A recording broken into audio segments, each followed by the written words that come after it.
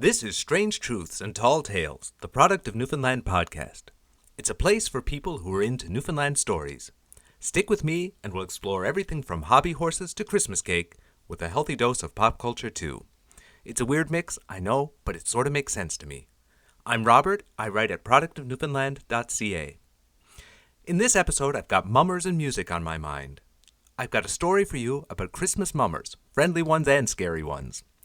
We'll follow that up with a chat with Carolina East, who's recorded one of my favorite Christmas albums, ever. She tells me how the album came to be and about all the great causes she's supporting with money from album sales.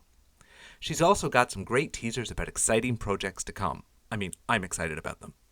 I'm going to wrap that up with an installment of Monstrous Things with the tale of a Christmas sea monster seen in the Codroy Valley in 1951. Is something still a sea monster if it ventures onto land?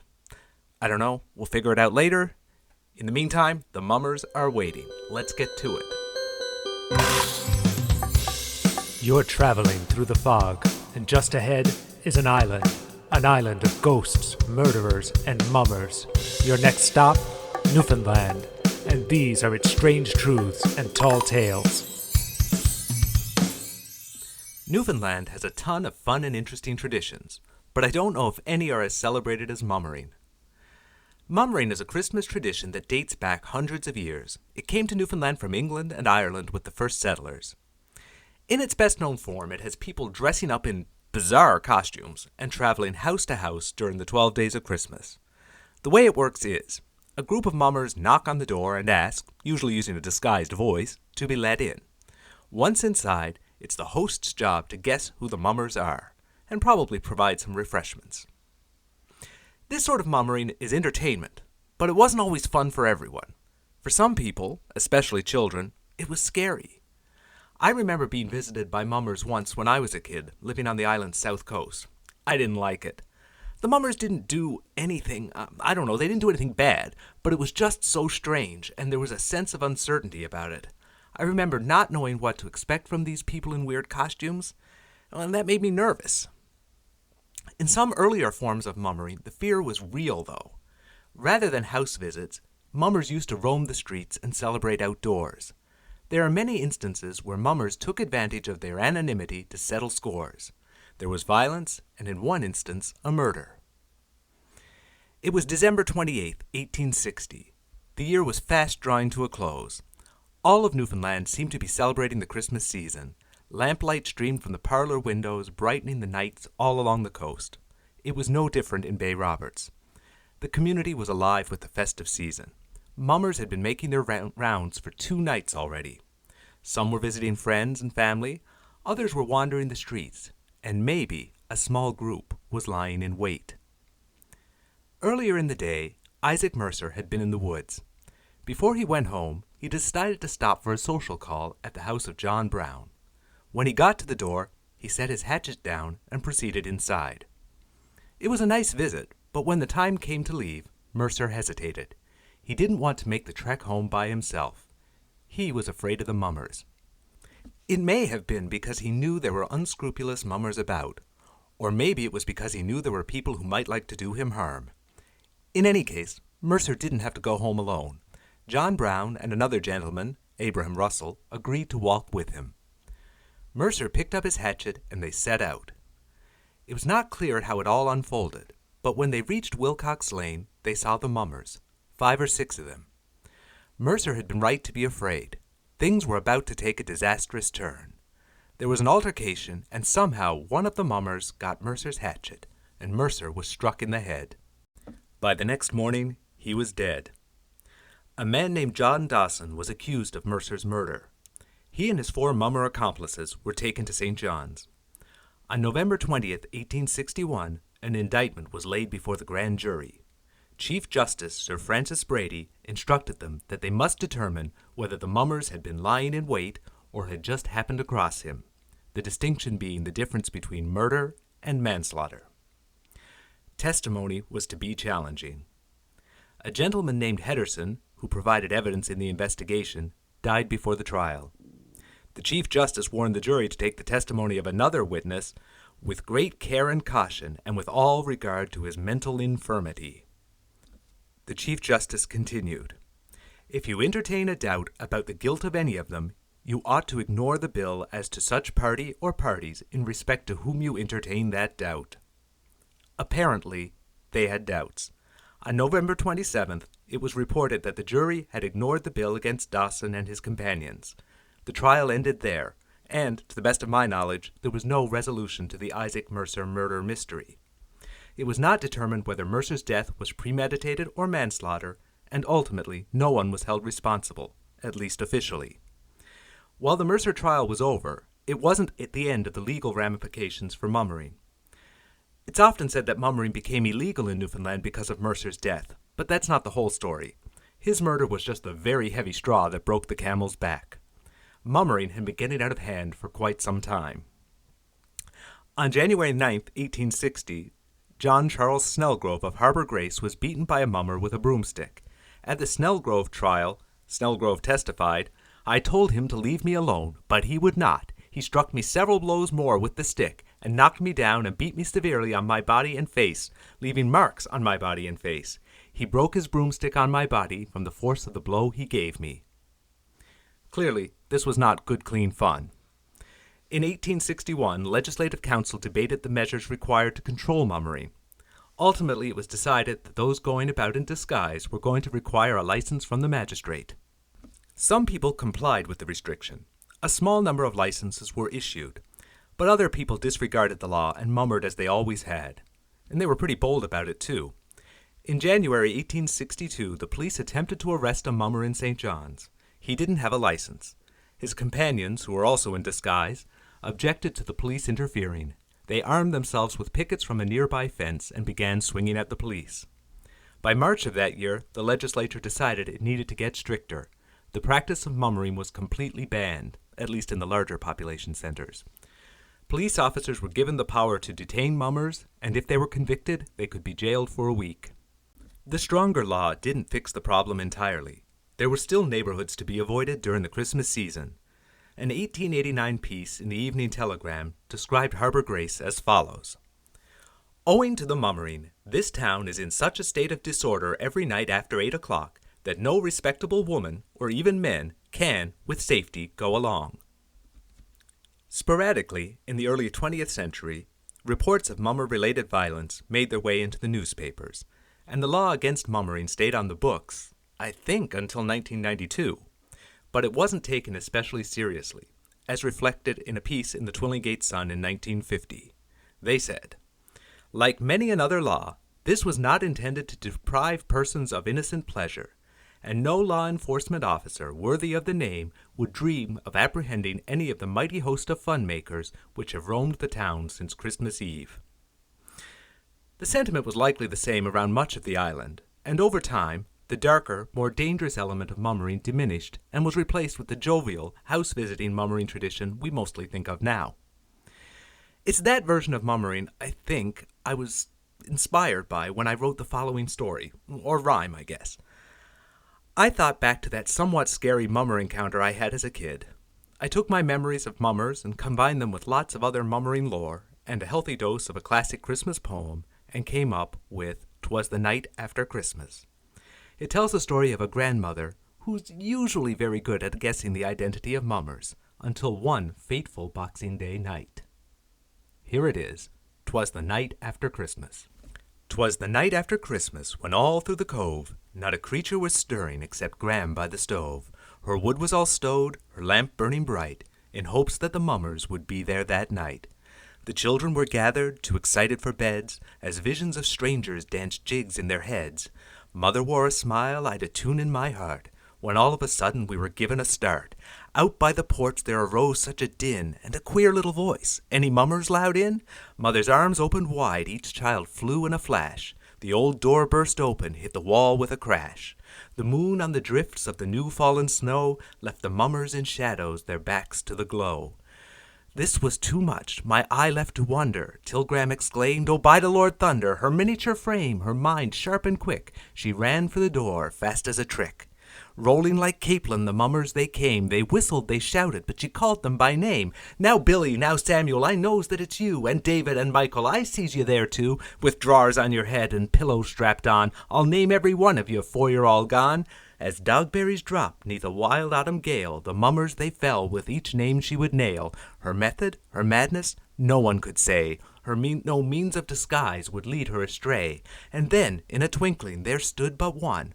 I couldn't be certain if it was daughter or son.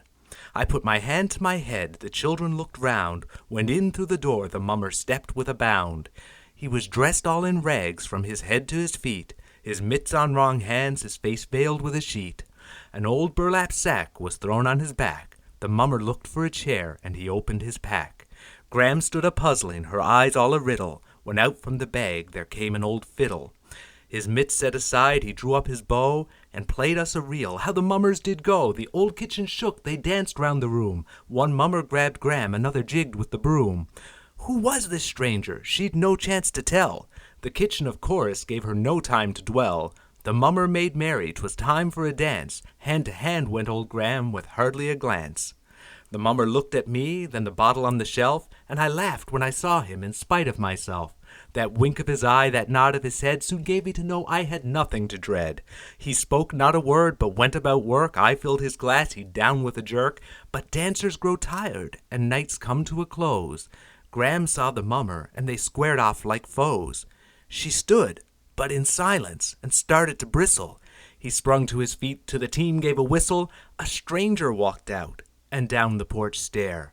"You're the first," called out Gram, "but I'll get you next year."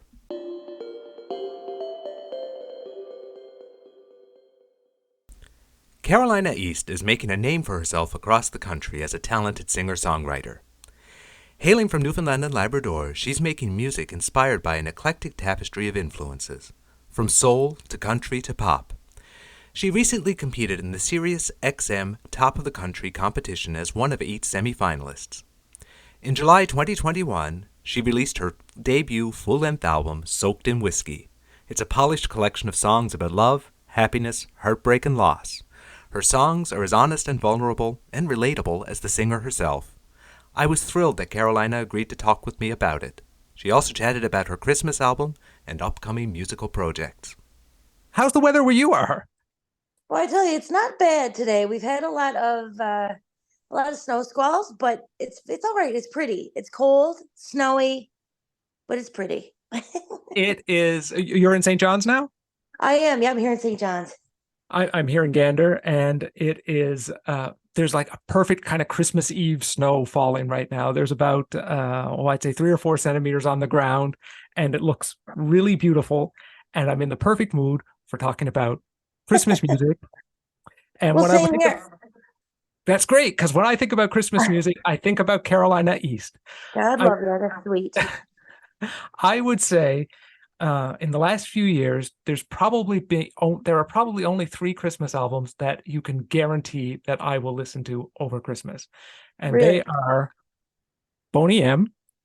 I will listen to the Dolly Parton and Kenny Rogers album that everybody knows, I'm sure. Yeah. And I will listen to Home for the Holidays by You. God love you. That's a compliment if I ever heard one. Hey, well, you created an album that I think is a classic. I don't know. Can you tell people a little bit about the album? Yeah, so I mean the album was recorded back in I think it was 2019, and I was trying, like, I had no intention on doing a Christmas album, but it just kind of came up in a conversation with my bass player Steve Randall. And the beauty of having a Christmas album is that it doesn't age out, if that makes sense. Like with other albums, with regular albums that you would create, they only have a certain life expectancy for each single. But with a Christmas album, I mean, people are going to listen to this for hopefully forever. So it was a really cool thing. I just went up to Toronto, and originally what we had decided, myself and Rob Wells, was that we were going to keep it like vocals and piano.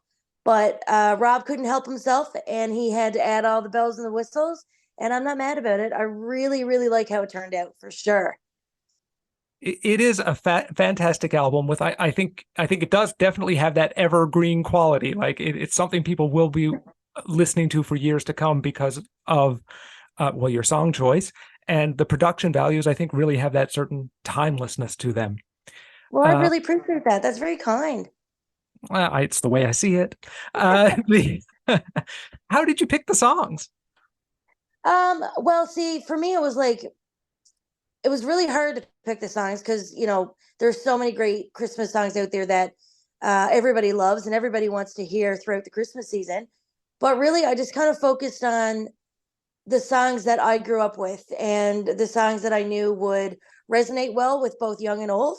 And it was a pretty quick process. I think myself and Rob and Shoba, we sat down for maybe a half an hour to an hour, and we just picked out the excuse me, we picked out the songs that we thought would be represented really well with my voice and with the production, because at the time the production was going to be minimal. And yeah, so that was it really. We just sat down and wrote out a list and then started checking some things on or checking some things off. And All this is what right. we created. Yeah. Well, for people who haven't checked it out yet, and I hope they go check it out after they listen to this, it's a 10-track album, and there's not a song on there that I don't know. You've picked songs from a wide range of times, like classics like Silent Night are on there, Joy to the World, but also things like Wham's Last Christmas. I know. Everyone has to get whammed at some point during Christmas, and I thought, why not? Why not me?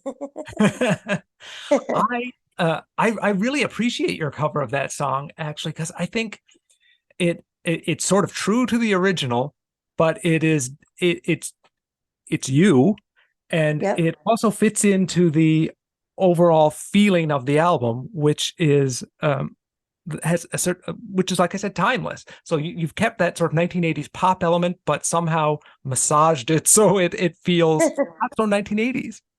Yeah, it's true. I mean, the thing with doing covers and doing things that people are used to is you don't want to lose the integrity of what people grew to love in that song, right? So, but at the same time, you want to have your own spin on it, and you want to make sure that when somebody hears it, they're going to go, "Oh my God, that's Caroline East. I love this version." So it's like you got to kind of find that middle ground. And again, with this album, I made sure that there were songs on there that could just be, just purely Christmas based, and other songs that would be more, I guess like Silent Night and Oh Holy Night and stuff like that. Like they're a little bit more on the religious side, and I know a big part of my family is going to midnight mass and doing all those sort of things. So I wanted to pay respect to that side as well. So I really hope that when you look at this album, that you can see there's something for everybody there. So yeah, I'm really pleased with it. That's why I haven't done one since. Hey, I mean, I'd love to have some more Christmas tracks from you, but the 10 you've given us are a fantastic collection all on their own. Thank you. So after the album came out, I've seen you performed on Rogers, I think. That was last year. Okay. What did I do with that album? That's a good question there. It was so long ago now. When it first came out, I know um, we did a bunch of different specials with it, and I did a special about 3 years ago, right in the midst of COVID lockdowns. Okay.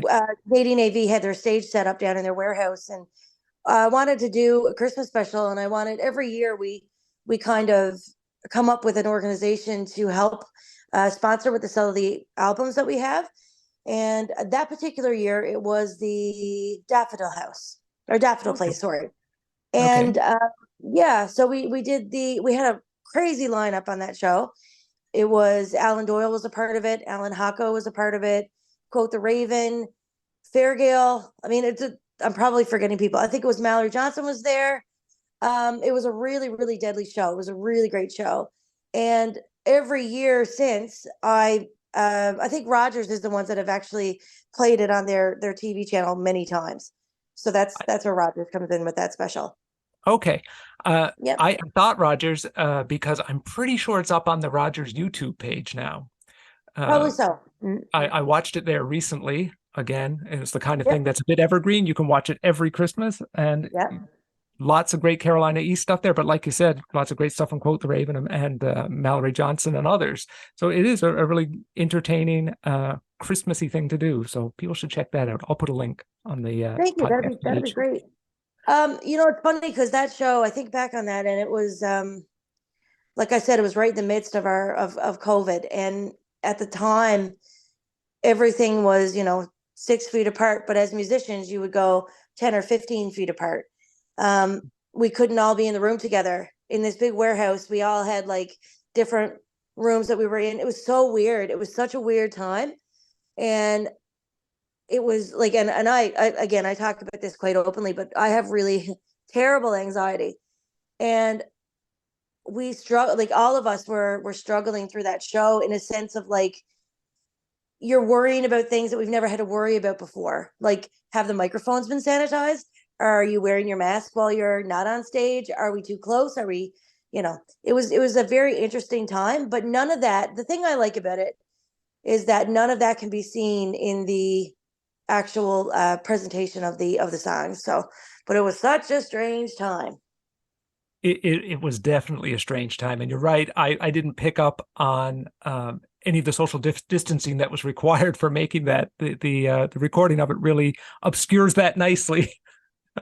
It's funny because we weren't even allowed to have any crew in the room with us. So the crew had inside Canadian AV. It was so interesting.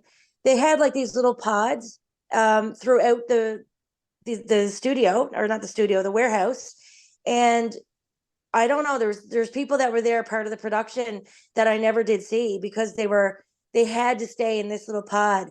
And I think Andy was in a completely different part of the warehouse, like not even in the same area. It was so crazy. It was such a interesting thing, but also weird.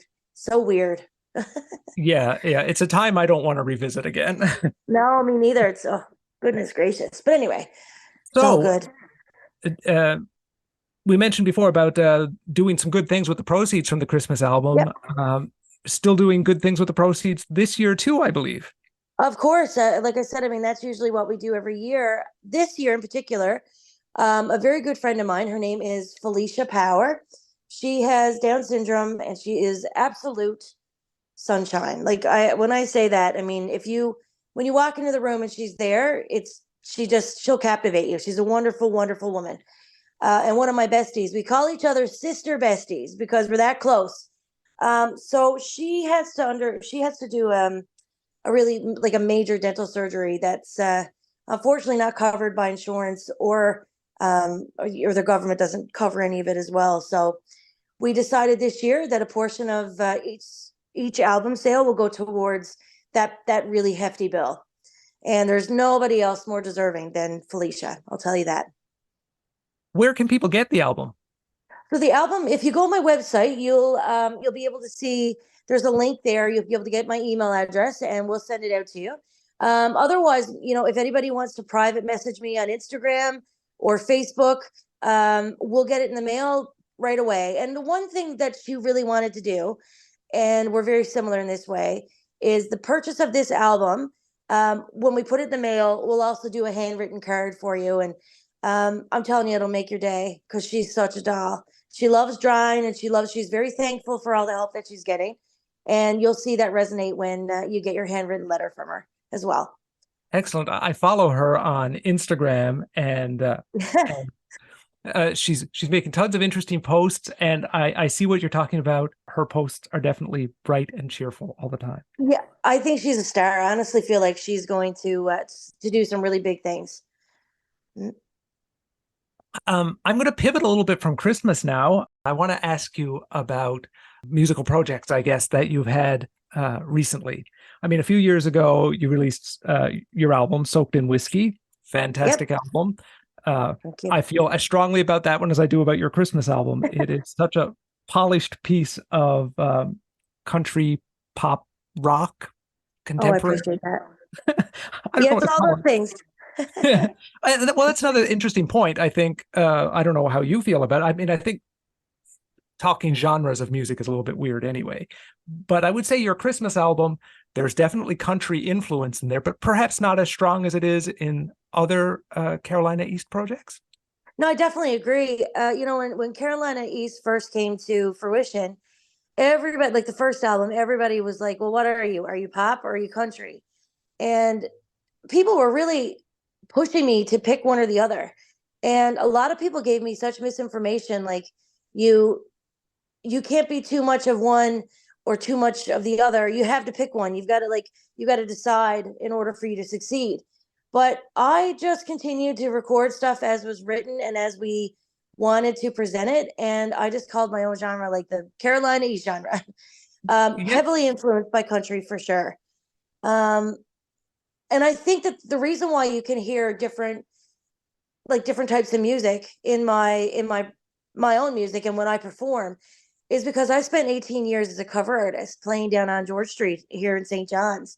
And as a cover artist, every night you were singing country, top 40, classic rock, pop, you name it, right? So I think it kind of helped me cultivate who I am and how I sound.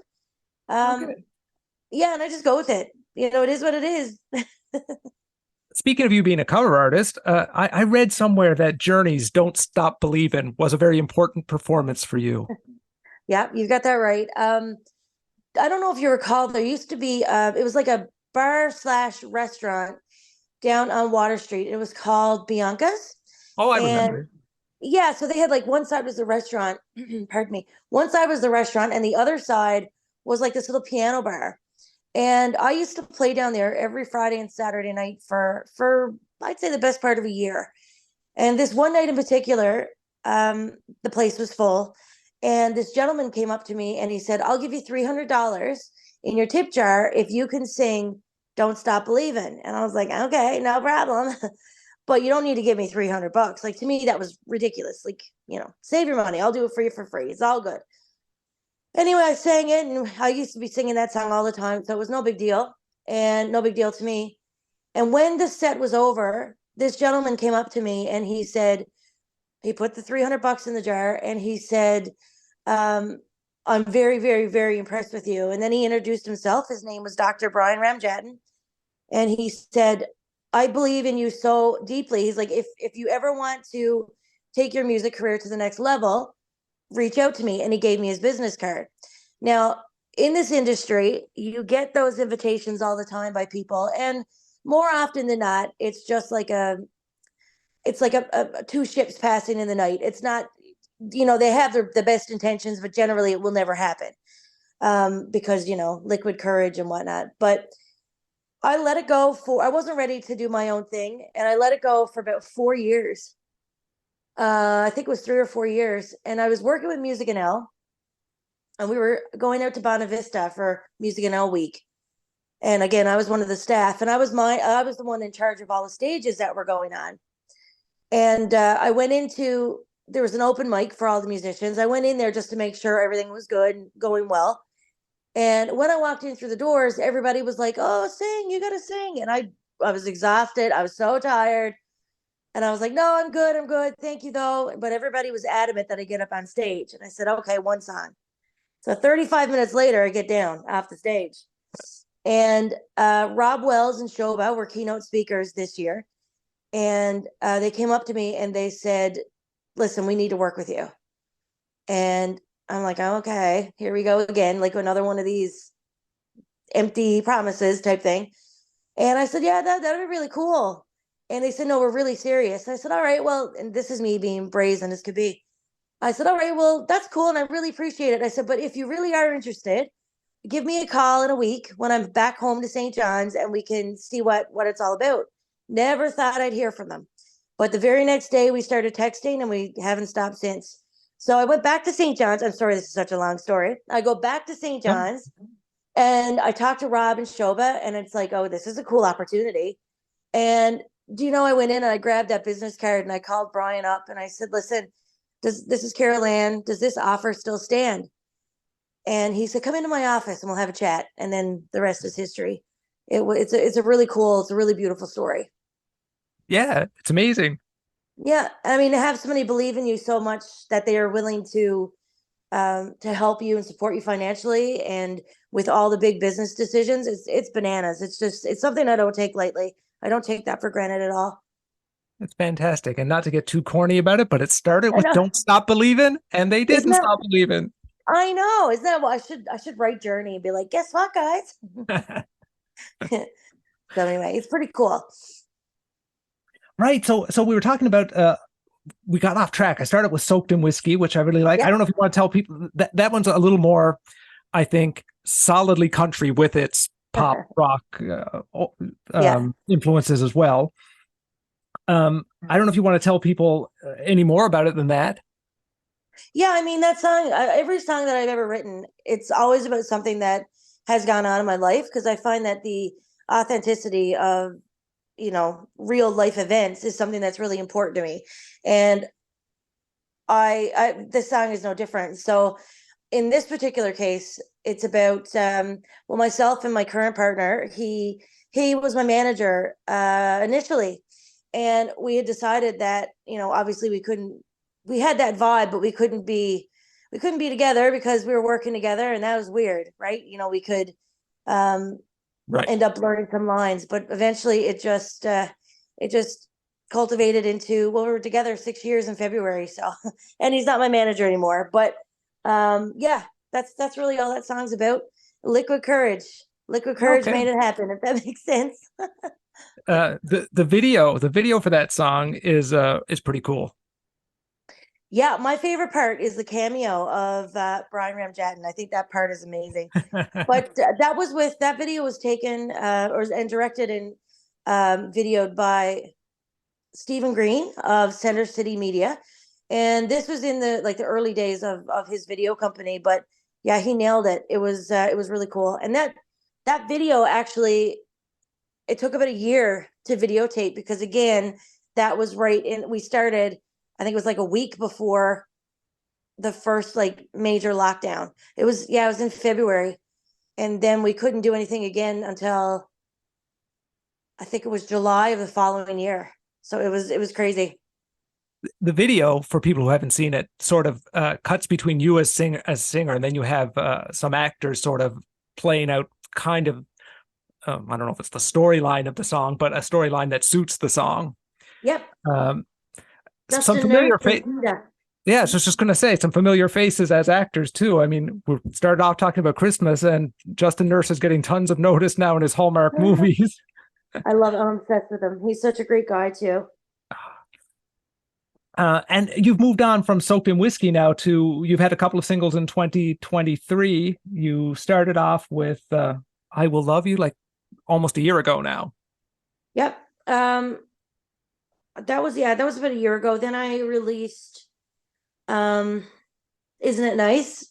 And currently I think the last release I had was in August, and that was with the airport song.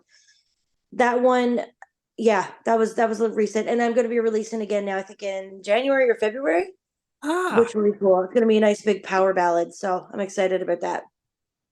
um, the team you have behind Airport is a pretty interesting one, really. You've got people we've already mentioned in this call. Yeah. Mallory Johnson and Jordan Coker are Yeah. co-writers on that. And Yeah. it was, And go ahead. no, you go ahead. Sorry. I was going to say, and your producer is somebody kind of note too, Mhm. Russell Broom. Russell Broom. Yeah, he's amazing. Russell. So I mean, I've always loved his productions because I'm a major Jan Arden fan. She is probably my Same. role model. Oh, she's bananas. Um, so yeah, when like I don't know how the opportunity even came up, but I think I was in Calgary I was opening up for Blue Rodeo, and somebody that I met there knew Russell, and I was like, oh my God, if I could work with that man, that would be like right off the bucket list. I'd be able to take a little check and. So through the jigs and the reels, it came to life, and so far we've recorded 4 songs together, and 2 of them are Jan Arden covers, which I'll release in the new year as well. Ooh, I know it's gonna be really cool. is Honestly, it so fair? cool. Is it a secret what songs you're covering? Well, that's a good question. I don't think so. I don't think it's a secret. Good Mother and Insensitive. 2 of her like Fantastic major. choices. Oh my Yeah. God, I'm obsessed. Um, but yeah, I mean, Russell's amazing to work with, and I don't know if I've ever worked with a producer like him before, where he really appreciates everybody's opinion, and he really appreciates my opinion. And I remember, like, in one of the songs that we recorded, it's called Unlucky. I wanted a string section in it, and I didn't know how to say what I wanted to hear, but I knew what I wanted to hear. So I called him up one day and I was like, "Can you do this thing where I don't have a clue what it's called, but it's like a build, it's a crescendo, but it goes da da da da da da." And he's like, "Yeah, no problem." I was like, "There's no way he understands what I mean." Like, to me, I was like, "This is embarrassing. I'm such an idiot." But yeah, sure enough, the next day he was like, "Here, have a listen to this," and it was spot on. And I've never really had that experience with producers before, where they take your requests or your opinions so easily and literally. So it was good, really good experience.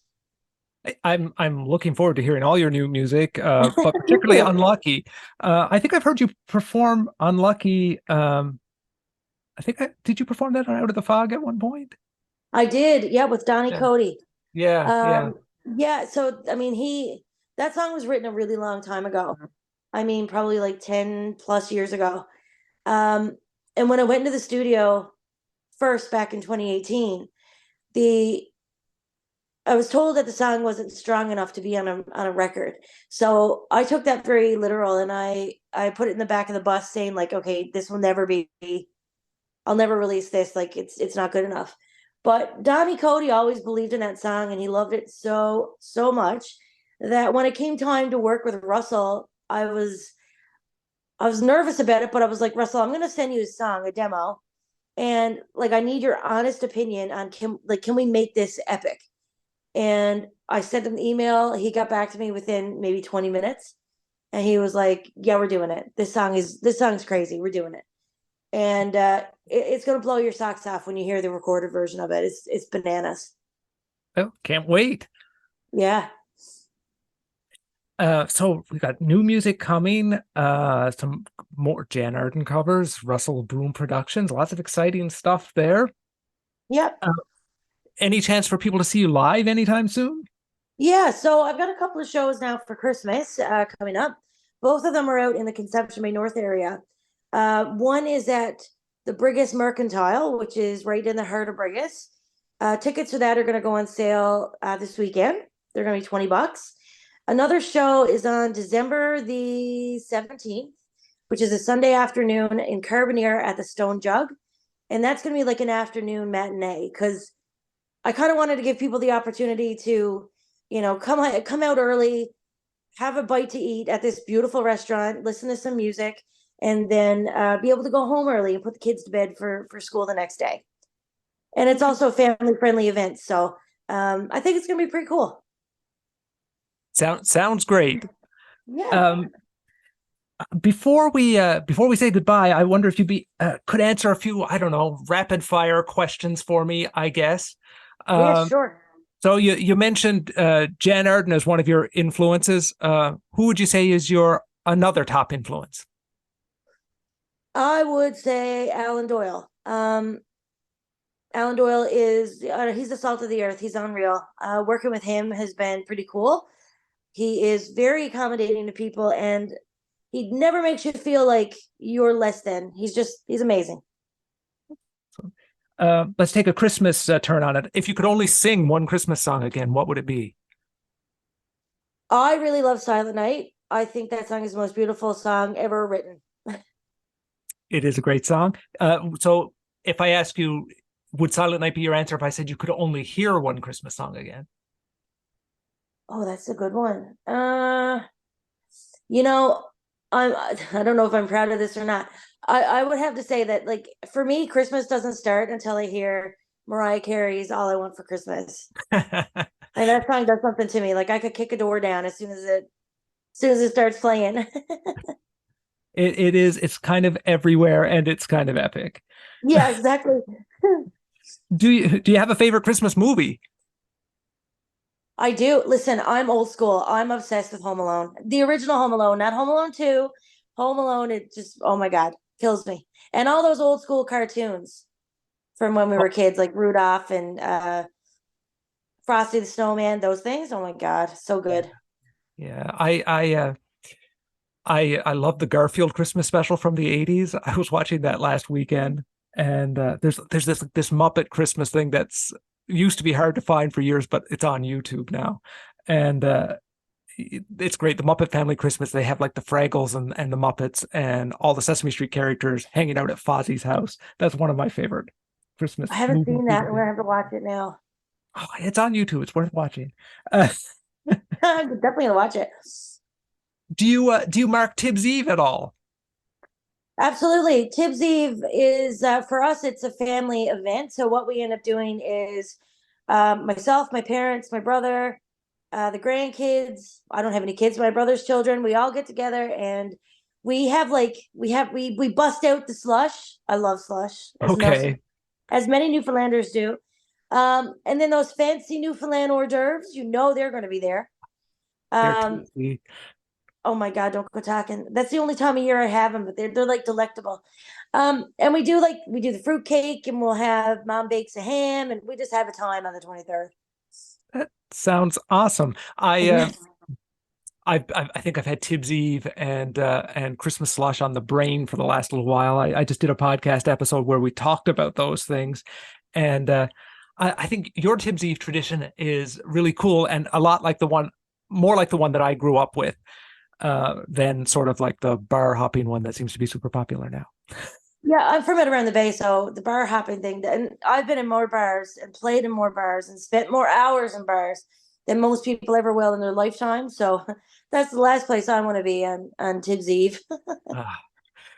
Have you ever gone mummering? I have. We used to do Oh, that every Tibbs Eve. Yeah, back when I was a kid. We'd go on the 23rd, and that's when we would end Boxing Day. Um, but it would only be within the family because obviously mummering is just like, yeah, just for families, and we wouldn't go to random houses. But it was yeah, we did it every year. what would your mummer costume look like?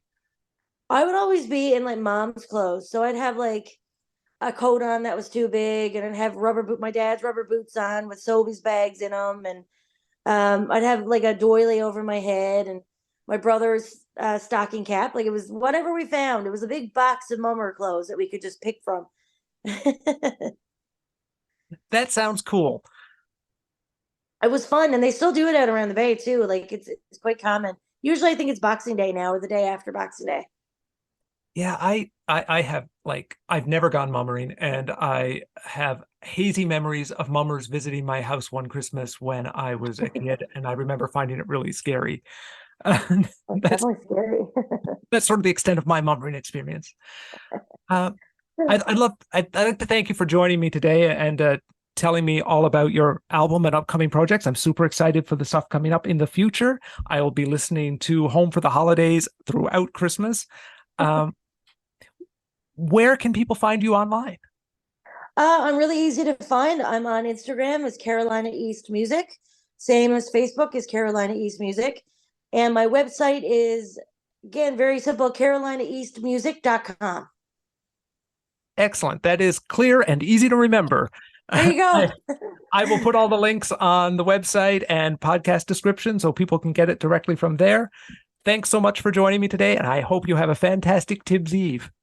Thank you so much for having me. And you support me every single year. Well, not just every single year. Anything that I have coming out, you're always a huge supporter. And I appreciate that more than you know. So thank you very much. You're totally welcome. And I'll tell you what I tell everybody else. You keep making great music and I'll keep playing it. Amen. There you go.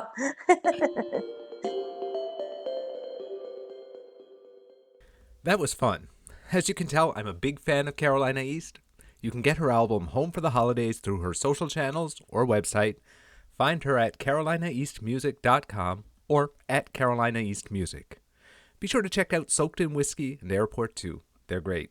There are links on the episode page. Now it's time for something different, something monstrous. I'm capping off each episode of this season with a segment I've called Monstrous Things, where I recount a tale of a Newfoundland sea monster reported in the mainstream media. Today I've got the story of a Christmas monster reported in the Codroy Valley over Christmas 1951. In the January 5th, 1952 edition of the Evening Telegram, the headline read, "Reports Monster Destroying Nets." According to the article, a strange monster had been feeding on smelts and destroying the nets of fishermen in the Codroy Valley in the weeks surrounding Christmas. The strange animal had been seen by the fishermen, who were setting nets in the estuary near the mouth of the river. One of them, who was a seasoned fisherman and had seen many strange creatures from the deep, said he had never seen the like. While checking his nets, he spotted the monster. It had a fin that resembled the horn of a steer. Realizing that the creature probably had been responsible for damaging his nets, he rowed toward it. As he got closer, he saw the animal's head was above the water. He hit it on the head with his oar. The creature disappeared beneath the surface. Some nights later, in the bright moonlight, the fisherman and the monster met again. This time, the man claimed, the creature was crawling along the river bank. He attempted to maneuver his dory closer to the animal, but just as he started, the creature spotted him and made for the water and slipped away. What he saw remains a mystery. What did you think he saw? Was it a bona fide never-before-seen sea creature? Could it have been a known animal?